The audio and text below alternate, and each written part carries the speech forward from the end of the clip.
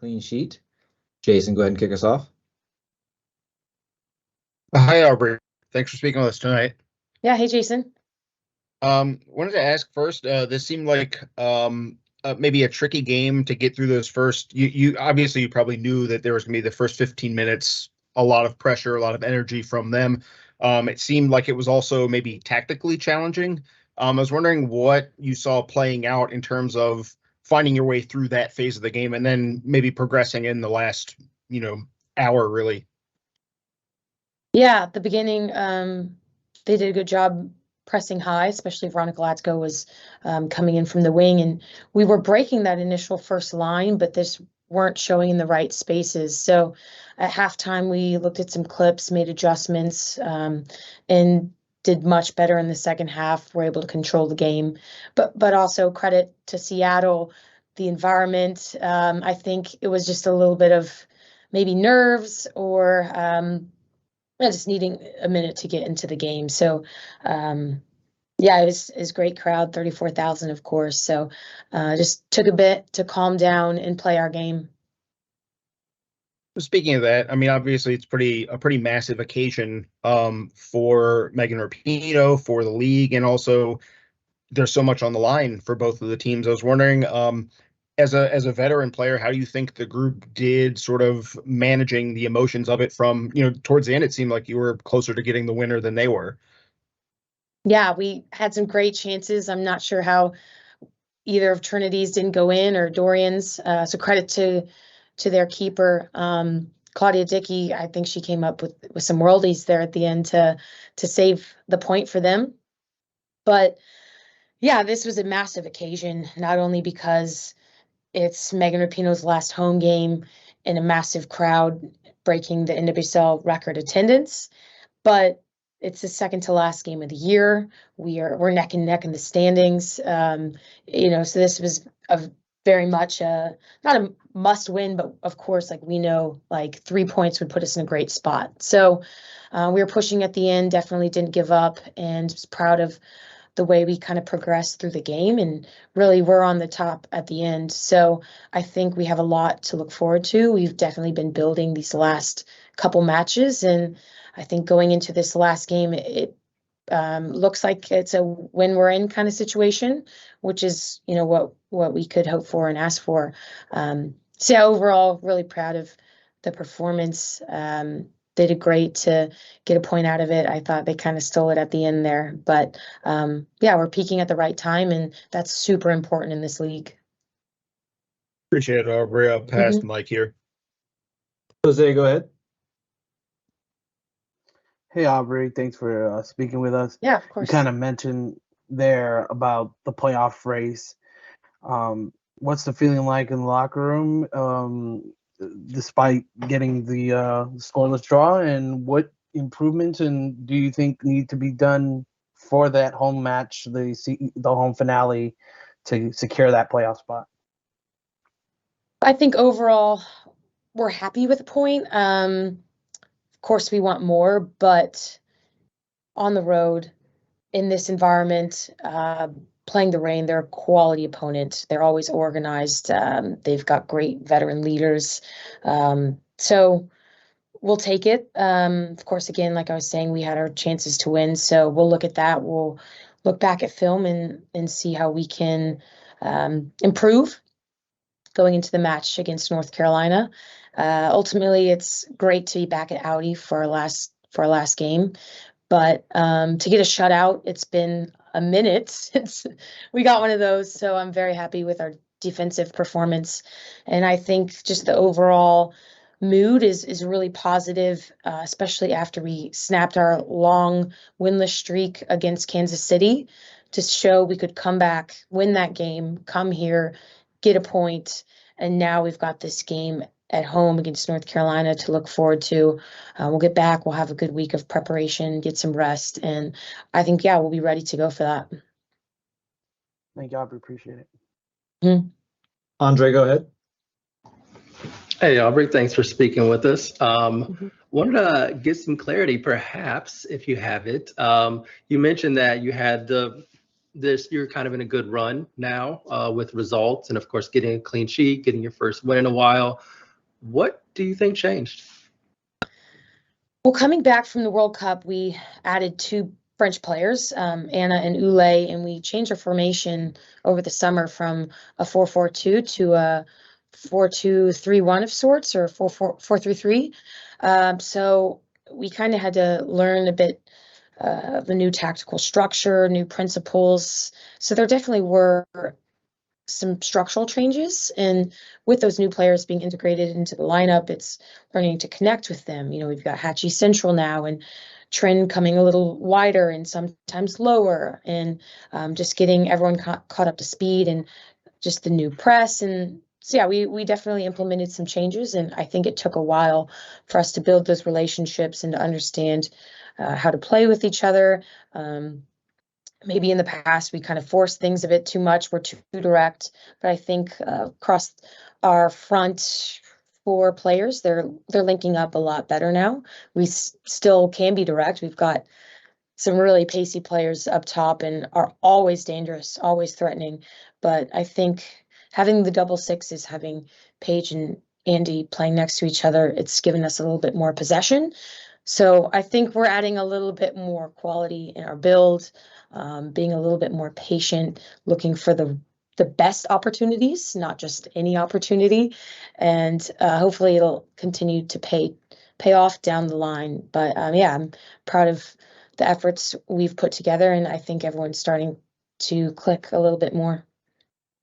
Appreciate it, and thank you for that answer. I Mhm. also had a question for you to get your reaction to this. I don't know if you saw it post-game. The league tweeted that you are the 6th keeper in NWSL history with 30 regular season shutouts. So did you Nice. know that first? And if not, your reaction?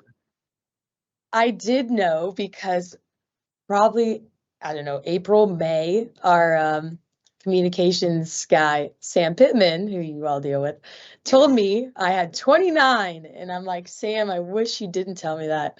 Because I don't like to know about records unless like I'll really, really hit them, you know, like, oh, if you start next game, it's 100. I can deal with that. But I joked for the past couple months that he's jinxed me. So I'm very grateful to finally get 30 and put that behind us.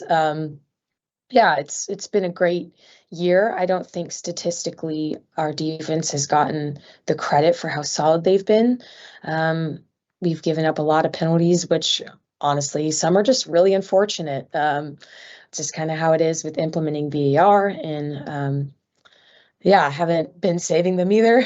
So but if you look at the types of chances we're giving up, like they're very low quality.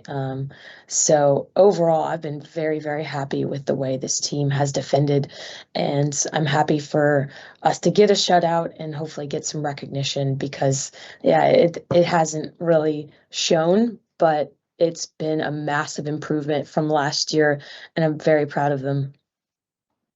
Appreciate it. Thank you. And appreciate you letting Yeah. us know that it was Sam who jinxed you. Yeah, he's not allowed to tell me anything else. We've had a stern talk. Congrats on the clean sheet, and Thank you, have a Andre. good trip home. Thanks. I've learned my lesson. Peyton, go ahead. Hi, Aubrey. Just looking at that big picture, as you mentioned, from beginning of the season to now, and having Tara come into that center back role, I was wondering, she looked like she had a great game tonight. If you could speak to that and kind of how this defense has come together to this point in the season and going into this North Carolina game. Yeah, Tara's had a great season. It's more than tonight. She's a very physical player, very fast, and has just fit in seamlessly. I've been very impressed with her position and just her ability to read the game.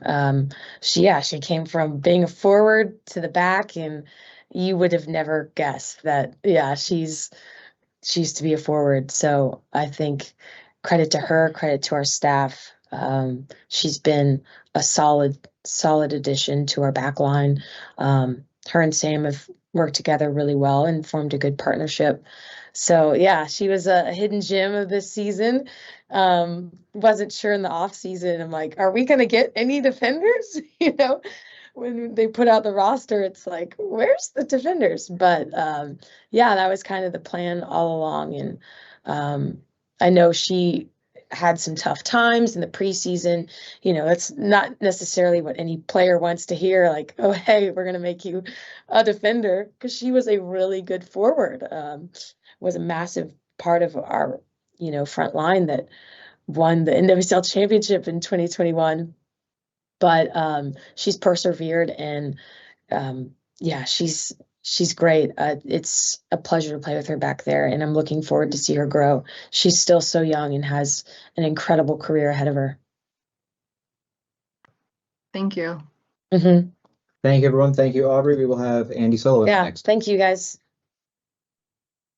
All right, we have midfielder Andi Sullivan. Jason, go ahead and kick us off. Hi, Andy. Thanks for speaking with us tonight.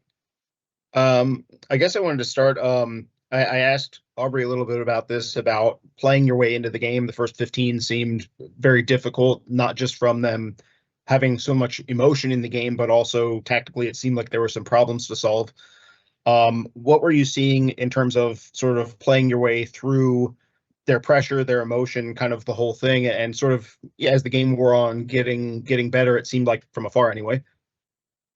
Yeah, one of the first plays of the game was, maybe I'm not remembering this wrong, but there was a really strong combination and attack from Trin and Sanchez, and it was really clean, and it was in our attacking third. So from that moment, I was like, oh, this is going to be a good game. And I think the incredible thing, sorry if I sound like my voice is shaking, I'm very cold.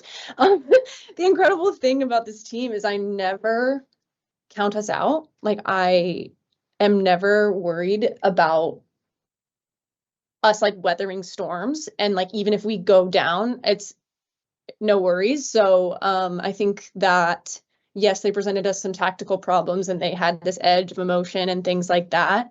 But I'm never like, oh, we're in over our heads or this is too much. And I think that the team as a whole is very good at like staying steady and persevering through all that. So I think, like you said, as the game wore on, I think halftime, getting to halftime, clean sheet, and being able to regroup and make some adjustments and reset really helped us. And then just getting more and more chances in the second half really helped us build our confidence and get a lot of chances. So You can put the jacket on if you'd like. I don't want you to sit there and be cold.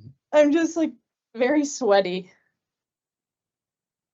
We gotta talk to Lumen Field about it's drafty or something. I don't know. No, it's just all sweat. Okay. Thanks, Sam. Speaking of, Lumen Field, this is obviously a pretty massive occasion away, for the standings, for the teams battling for the playoffs.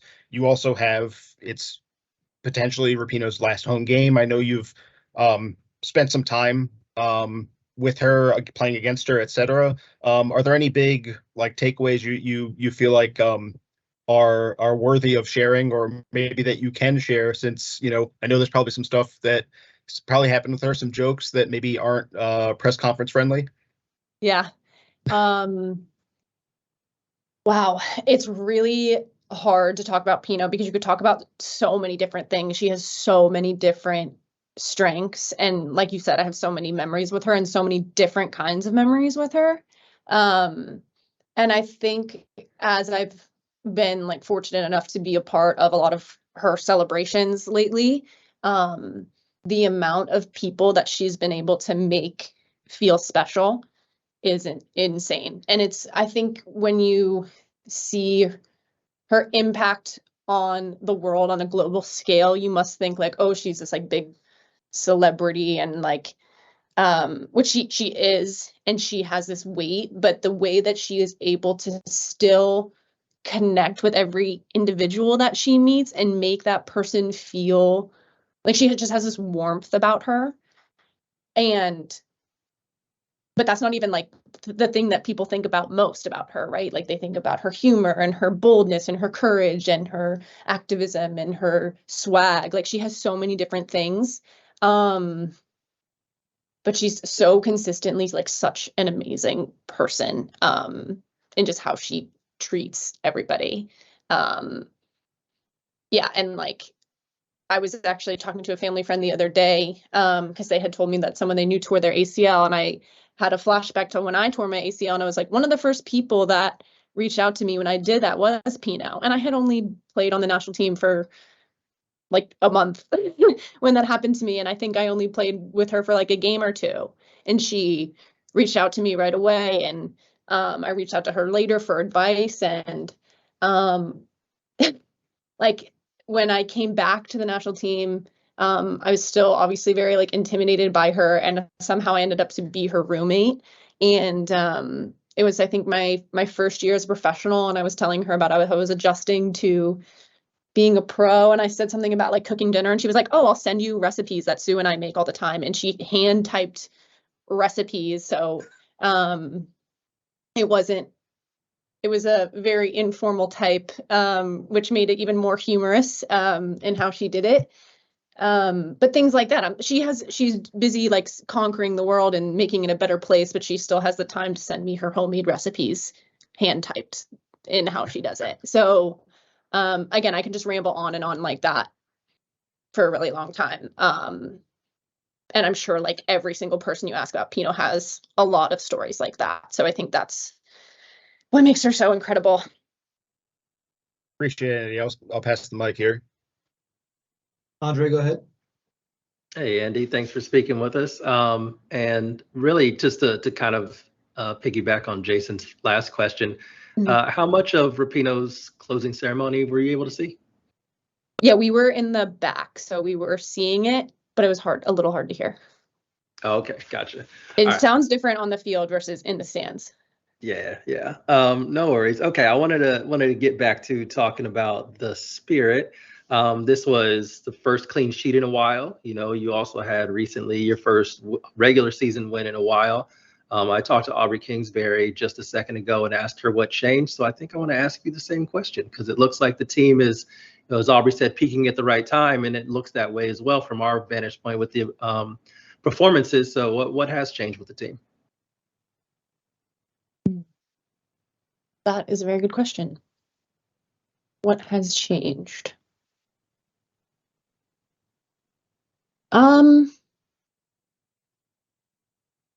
I think it kind of ties back to what I said earlier about weathering storms.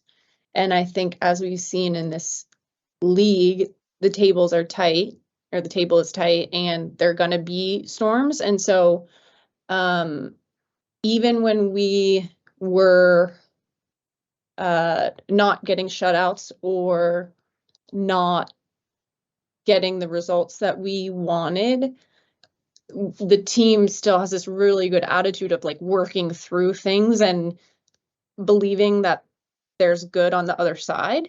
And I think, so I wouldn't say that a lot has changed too much. I'm trying to think about like when we kind of changed formations, because I feel like that happened while we were away. So that has been a change. So maybe that also has something to do with it, like the change in formation and getting a little bit more confident and a little more in sync on that front has helped, especially with like the integration of new players as well. So yeah, I would just maybe say that. I don't know if I answered that question very well. You did. It's all good. And actually, I wanted to talk about the midfield. You know, the change in formation. Okay. It looks like 4-2-3-1 or 4-3-3, depending on certain phases, I suppose. But you do have that you're typically next to Paige Mateer, but it also seems like you're having you're able to be a bit more expansive in your passing and where you position yourself from time to time. So how is that relationship developing in terms of who goes up and who doesn't and all of that? Like, how's that coming together? Yeah, I actually really enjoyed playing in the diamond. I thought that was really fun, but I think, like you said, in the diamond, when you're the sixth, there's a little less fluidity in your movement. You have to be a little bit more disciplined. So I think this shape has allowed me and Paige to work more in unison. And Paige, man, she's killing it. And it's so fun to play with Paige because she's just steady. And very easy to communicate with. And I've been, really pushing her to communicate more with me. And I feel like that's something that's been happening a lot now that we're in this shape. So I'm like having a more like direct relationship with her, and it's been really, really fun. And yeah, just like kind of working more in tandem, and we're just like working off each other a little bit more. And I think that also provides more options in the build out, and hopefully more options in attack as well for people to kind of float in around off us. Yeah, appreciate that. And thank you for your answers. It's hard. I always ask you questions that make you think so much. And Peyton, we have time for one more. There we go. Sorry. Hi, Andi. Hi. Listening to you answer these questions is really taking me back to preseason when you were talking about kind of like the midfield group coming together and communication and finding the roles. So it sounds very positive that you've kind of achieved those goals that you had set out at the beginning of the season as we kind of wrap things up. With 1 week left, how are you feeling? I know Mark mentioned that you were kind of like specifically working on like load management with travel and everything. But how are you feeling, and how do you feel that the team is doing moving into this last week? The Spirit has been doing a really good job of managing my load.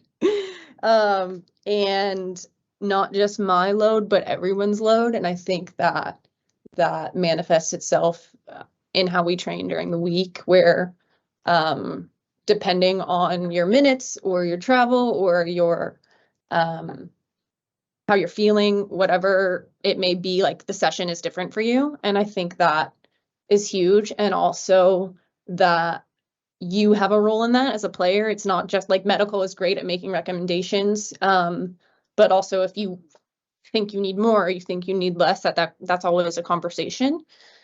So I'm very grateful for that, because I think the fact that I'm like in one piece at this point in the season is pretty good.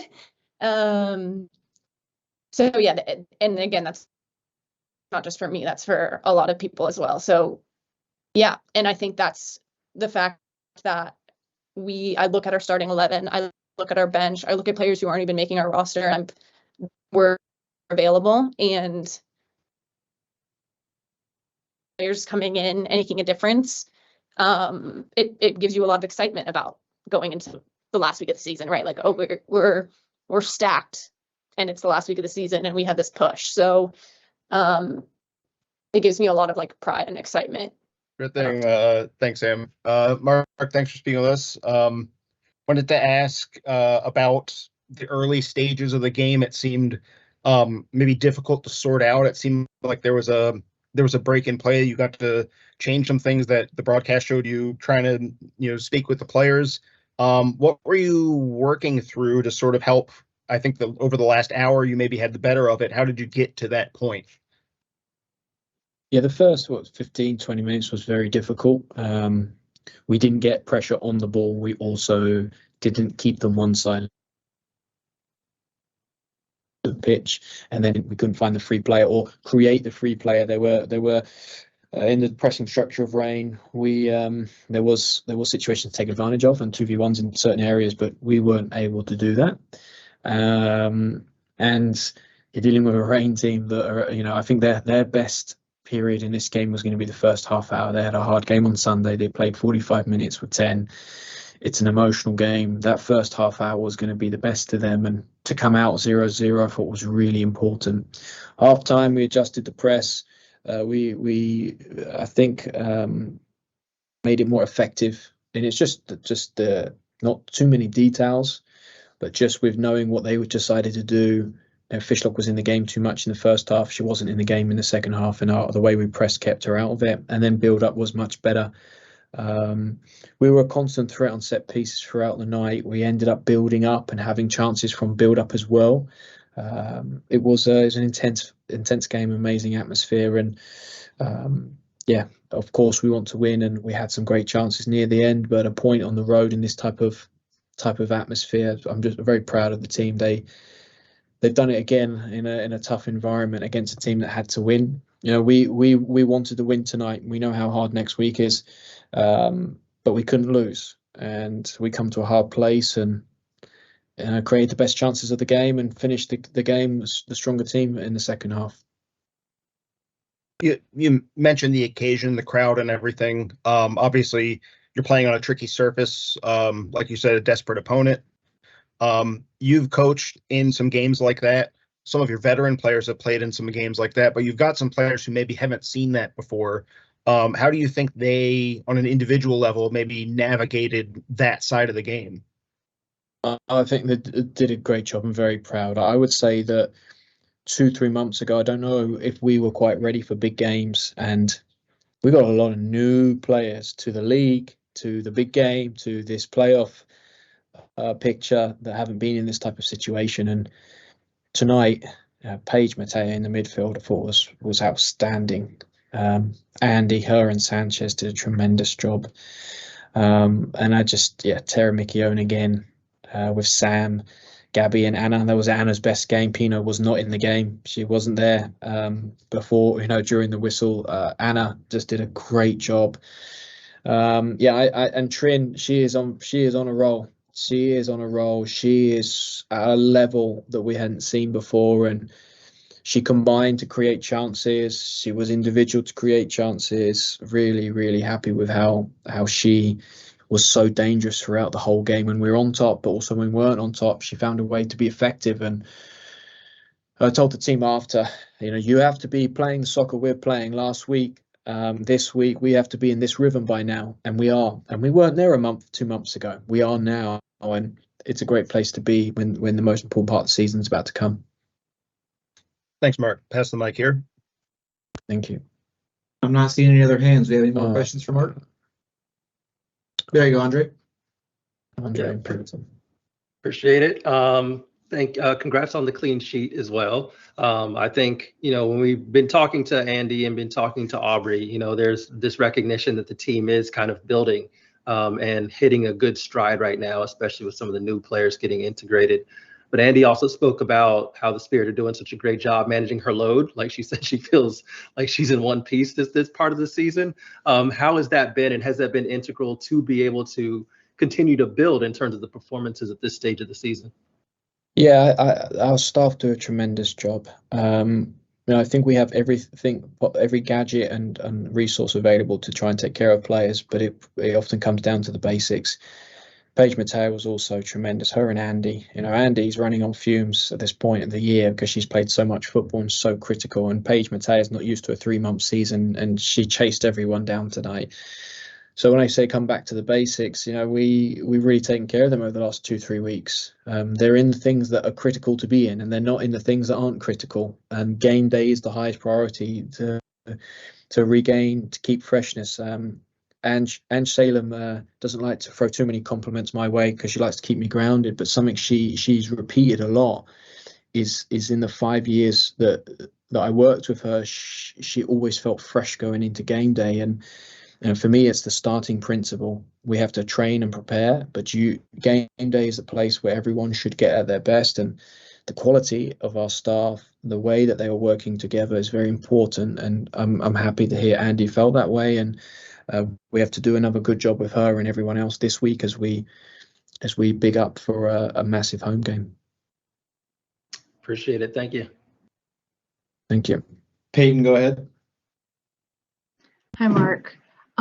With what Andi was saying, and kind of Aubrey hinted at it as well, the fluidity that's coming as the defense is coming together. Aubrey talked to us about how Tara has been doing and just how smoothly she's come into that position that you've kind of placed her in on that back line.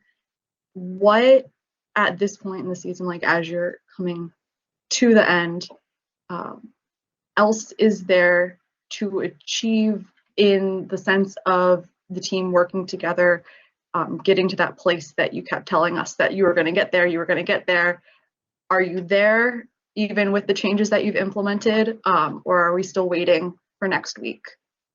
No, I think it's in the context of the whole year.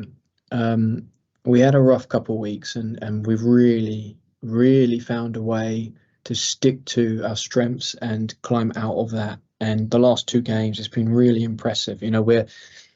we're a goalkeeper save, an incredible save away from walking away 3 points on a night like this, and we created the best chances of the game. I'm really happy how we managed to stay in the first half an hour, because that was scary, and then take over in the end in creating the best chances. And we're a long way from where we will be. And right now, the context of this season is we are in a good place now. Next week, we need to be a step better, like we were from last week to this week.